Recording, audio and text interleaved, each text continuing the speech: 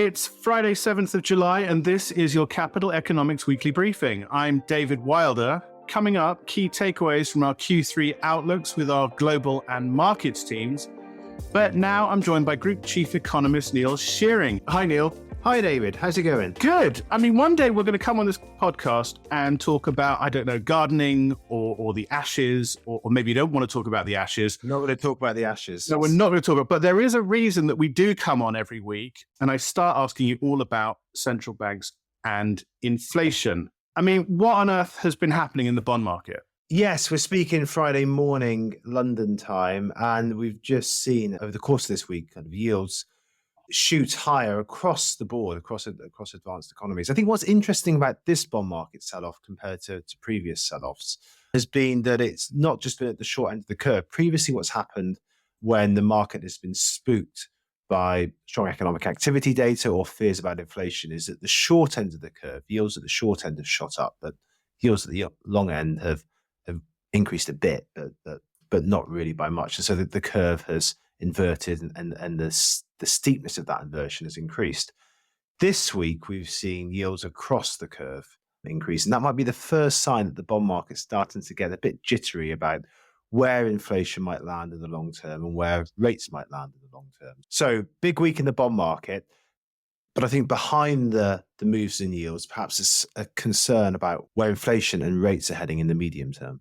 Yeah, it's shaping up to be a challenging few days going into the June CPI release for the US, which is coming on Wednesday. Talk through what we're expecting there. Yes, we expect a further fall in headline inflation in the US, 3.2% year on year we've penciled in. Of course, most of the focus is on core inflation and not just on the annual rates, but actually the month-on-month increases.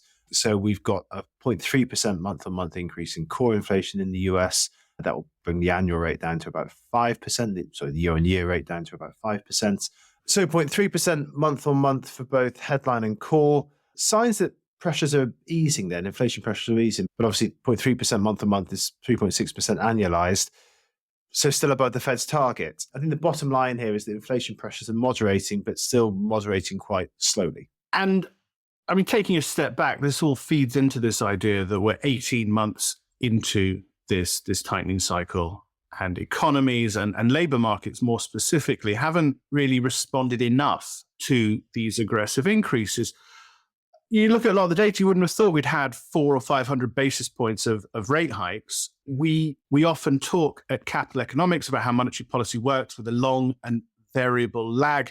How long and how variable? Yes, good question. We've spoken, haven't we, on this podcast about the lags in monetary policy a lot. I mean, actually, if you look at some of the measures of pipeline price pressures, I think that's going to continue to ease. The headline CPI will continue to ease over the coming months. If you look at things like PPI inflation, that's coming down. There's been some better news recently from used vehicle prices, anecdotal evidence of manufacturers having to offer some quite hefty discounts now to shift inventory. So I think there's going to be some better news coming on the inflation front over the second half of this year.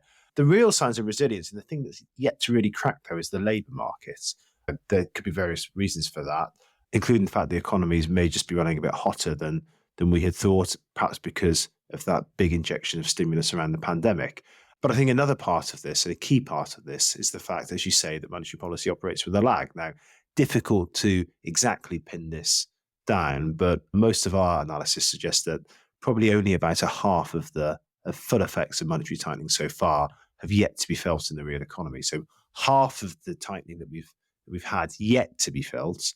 And of course, the tightening cycle that we're in at the moment is the biggest and the most aggressive for the last 40 years. So still quite a lot of the effect of that tightening to come through. And we'd be looking for the impact of that tightening on financial conditions, and expecting them to tighten enough without breaking anything, of course, but to the point or to the extent that activity cools and that helps take the steam out of inflation. We've got our in-house set of financial conditions indices. Talk through a bit about what they're currently telling us about this process that you talk of with monetary policy transmission. Yeah, and what they're showing us, our in-house measures of financial conditions, is that financial conditions have indeed tightened substantially over the past year or so. And they've remained pretty tight over the past couple of months, but they're not continuing to tighten in response to central bank interest rate hikes. So most of the tightening of financial conditions that we saw took place really over the back end of 2022 and the start of 2023. Over the past few months, financial conditions have remained tight, but they're not continuing to tighten, which I think is an important distinction.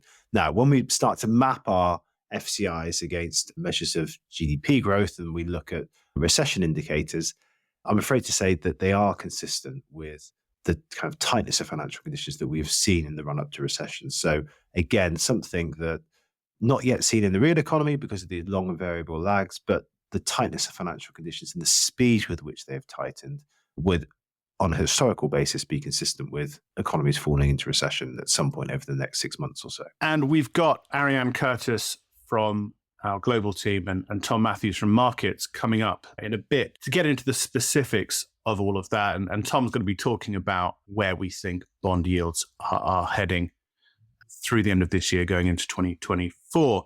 I wanted to wrap up, Neil, a very different topic. Your weekly note, published every Monday for capital economics clients. So going out later in the day that this podcast is being released, it's all about our 2023 Spotlight project. Can you talk about what Spotlight is and what it's looking at this year?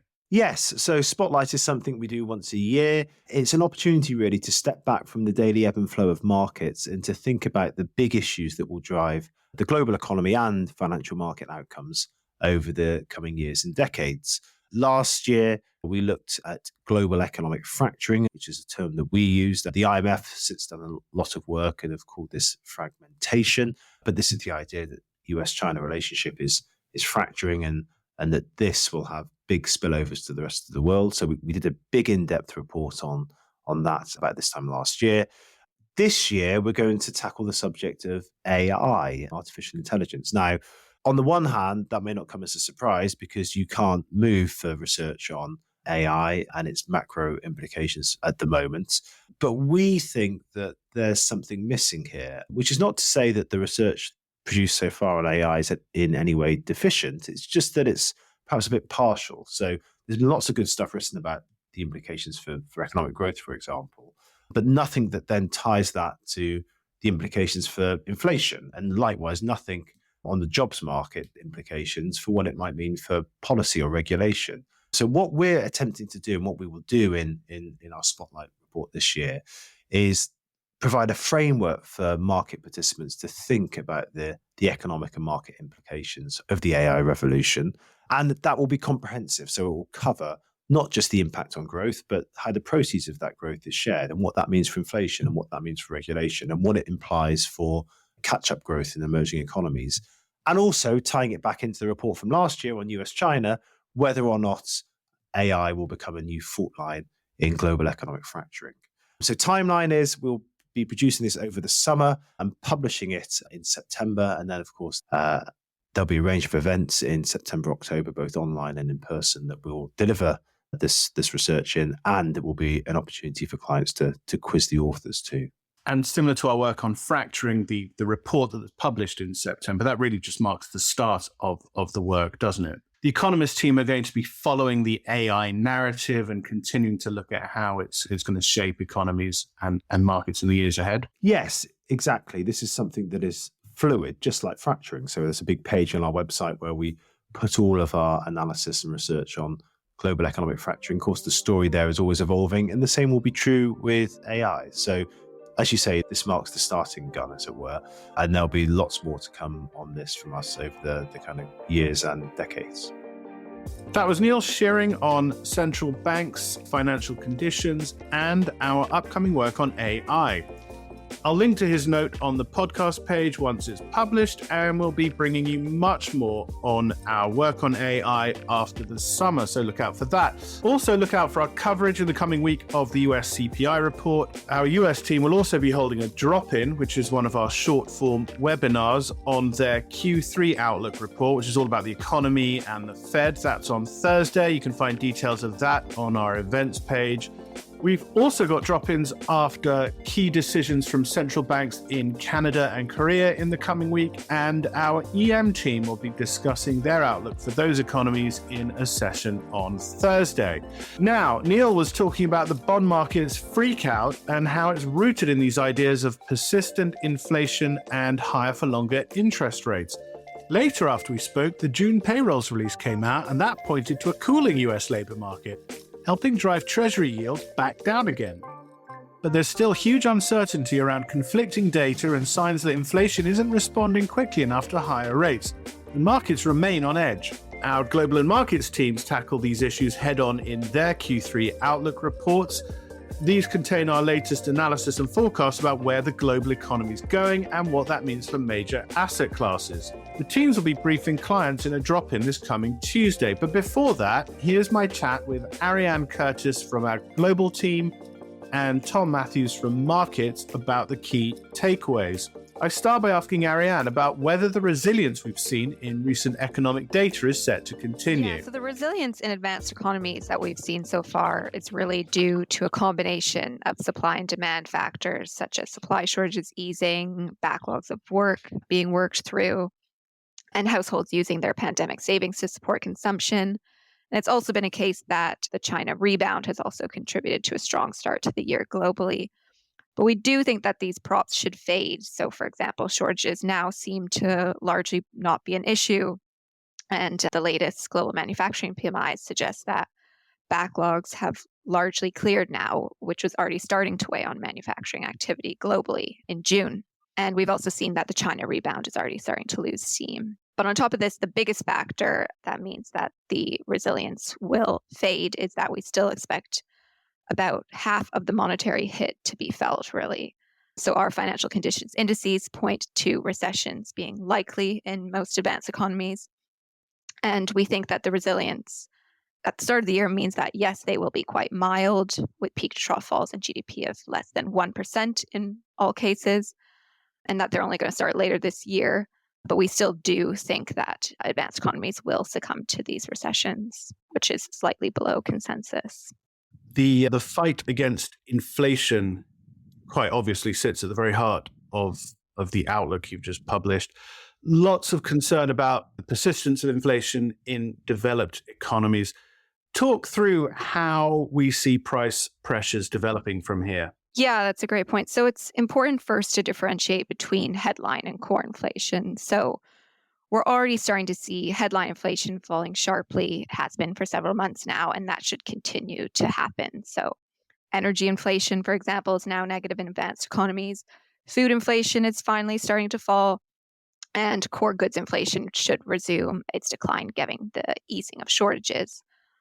But core inflation, and especially core services inflation, is still proving to be very sticky.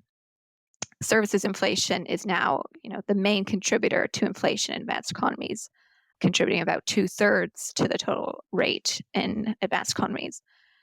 And that's really partly due to the very tight labor markets, which we have seen, which is fueling strong wage pressures there. We do think that core inflation should fall in the coming year as the mild recessions weigh on activity. But it's going to take a bit longer than we previously expected for it to reach the 2% targets. Really only probably by the end of 2024, so the end of next year, will it really approach targets. And for example, Powell said at Sintra that he doesn't expect core inflation in the US to reach target until 2025. Yeah, lots of pushback at that Sintra forum. We discussed it on the last podcast with Neil Shearing. Seemed to be a lot of effort on the part of central bankers there to push back against market expectations. The rate cuts are going to come anytime soon. What can you say about this whole monetary cycle? When will tightening turn to easing, and how much easing could we expect when it does happen? Yeah, so the resilience and activity in the tight labor markets means that rate cuts now won't come, we don't think, until 2024 in all the advanced economies. Even recently, we pushed out our forecast for rate cuts in New Zealand, which we had previously thought would be the one advanced economy central bank which would cut by the end of this year. When they do cut, the Fed is probably going to be the first of the major central banks to cut rates. That could be possibly in Q1 of next year. But on the other hand, the more persistent core inflation outlook in the UK and the Eurozone means that the Bank of England and the ECB probably won't really be in positions to cut rates until later next year.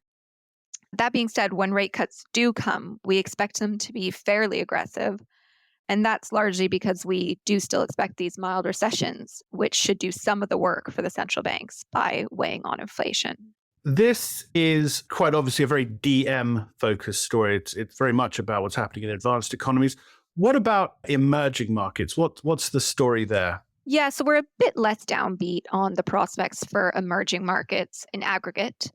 As mentioned, in China, we do think growth will slow from here as the rebound kind of peters out. But we are less pessimistic on China than some other forecasters. And if the government does announce more stimulus measures, primarily fiscal stimulus, then this could support activity somewhat there. In terms of the policy outlook, emerging markets were earlier than their advanced economy central banks to hike rates. So therefore, they're in a position where they can cut rates a bit earlier as well. And we expect some to start cutting this year. But there is still an issue with core inflation being quite sticky in some emerging markets too, especially in emerging market in Latin America. So we don't think actually that the rate cuts in these emerging markets will actually be as aggressive as what markets seem to be pricing in right now. Tom, I'd like to bring you in at this point and discuss the market's impact. At the moment, we've got high and rising bond yields, and stocks have had a pretty good year in general, a great one if you've been long US tech. What happens to these trends as the macro story that Ariane's just outlined develops? Could you start with equities? Well, I think there are really two related debates going on in the equity market at the moment. The first is, will there be a recession in developed market economies this year? Well, Ariane's, of course, given you our answer to that. We think there will be. But the second question is, will that actually matter for stock markets? I think, there's a decent case now that if people have been talking about recessions for so long, earnings expectations have fallen, investors have perhaps become a little bit more cautious, notwithstanding the gains stock markets made this year, that maybe a recession wouldn't really matter. And in particular, I think as Ariane mentioned, we're forecasting a fairly mild recession. Perhaps that wouldn't put too much of a dent in the stock market. I think the counter argument to that, and the one that we believe, is that every recession in the US since World War II, bar one, has resulted in a decent decline in the stock market. That includes all the mild recessions. That includes ones that didn't last very long and ones very much in line with what we're forecasting now. I think, as mild as the recession is, it's very hard for investors to have the courage to buy risky assets at the onset of one. You never really know right at the start just how deep it's going to be, and that appetite for risk really diminishes. I think the second point to note on that front is that even though earnings expectations have fallen, even though economists as well have become more pessimistic on their forecasts, they're probably still not really consistent with an actual recession already being priced in. Earnings forecasts for major corporates, for example, seem to be on the way up in recent months. They're not really at a level, I think, anywhere near consistent with what we've seen in previous recessions. So given all that, wouldn't be surprised to see the stock market struggle over the back half of this year if, as we suspect, growth in developed market economy starts to slow. Your global markets outlook talks about near-term pain, long-term gain. You've talked about the pain. Can you talk through the gain? Absolutely. As you pointed out in that outlook, we told a much more positive story in the long term, and there's really two parts to that. The first is the immediate recovery from the recession. So just as you get a fall during the onset of the recession, once you start to see those green shoots in the economy, once appetite for risk starts to return, you should expect the market to bounce back pretty quickly. So we're forecasting near-term pain, but we don't really think that will necessarily last too long. And by next year, appetite for risk should be on the up. Now, the second part of that story, and why we've recently revised up our equity market forecasts, is to do with this growing enthusiasm that we see in certain parts of the market about the possibilities for so-called AI technology to give corporate earnings a boost in particular. We've already seen that obviously in a small number of companies, particularly concentrated in the US. We've seen investors really bid up the share prices of, as you said, the big tech companies in particular, which look like they might be first in line to benefit from this technology. But the experience of previous sort of transformative technologies like this, regardless of just how transformative you think AI will prove, the experience of these sorts of technologies is that enthusiasm about them tends to grow over a reasonably long period of time, and it tends to broaden out and include more of the stock market over time as well, and stock markets to some extent in different countries too, even if we think the US might continue to lead the charge on that front. So our sense is, based on the possibilities for AI tech to boost the economy, but perhaps more importantly, the possibility of investors' enthusiasm about the technology to continue to grow over the next couple of years, certainly once the recession's out of the way, our sense is that that will continue to be a pretty strong tailwind for stock prices, certainly in 2024 and in 2025. And so we're now forecasting quite large gains in equities, particularly in the US, over those two periods. So near-term challenging for equities, long-term things looking much, much brighter. What about the outlook for bonds? We've got recessions that will end tightening cycles and open the door at least to rate cuts next year, as Ariane says. What does that mean for government and corporate yields? Well, maybe starting with government bonds there, I think, as Ariane said, probably in the near term, it looks like central banks are just reaching the end of their tightening cycles and maybe aren't going to be cutting quite as quickly as we'd thought. I think you can see a similar sort of story playing out in investors' expectations, which have been revised up or pushed back. Cuts have been pushed back over the last few months. So as far as those go, I mean, our own forecasts are now pretty close to what investors are expecting over the rest of this year. But I think where it really gets interesting is on the easing cycle. Once we get to those points, what is actually going to happen? And in particular, I think investors may well be underestimating just how far and how fast rates are going to eventually be cut. As Ariane said, one key reason for that is they might not be expecting the recessions that we think are going to come, that are going to sap inflationary pressures. But I think equally, you've seen a big upward revision in investors' expectations for so-called neutral policy rates over the last year or two, as economies have really not responded as quickly as you might have expected to the rate hikes. It's quite possible that if, as we expect, growth starts to slow and inflation starts to come back down, you'd see those neutral rate estimates fall well before central banks actually get policy back down to neutral. And that's why that we think would be quite a big tailwind for long-dated government bonds, added with, of course, with the appetite for risk deteriorating as during the recession that we forecast. So we're still forecasting pretty decent declines in the yields of long-dated sovereign bonds this year and to a lesser extent next year once central banks actually start cutting. So that's the first part of that story. The second part of the story is corporate bonds. Now, of course, big falls in safe government bond yields and in sovereign bond yields is a big tailwind for corporate bonds. But the picture is a bit more complicated there in the near term. You very rarely would see corporate bond yields falling particularly materially during a recession, and that's just because their spreads to safe assets tend to rise as appetite for risk diminishes. That's been the experience, as I say, in almost every US recession since World War II.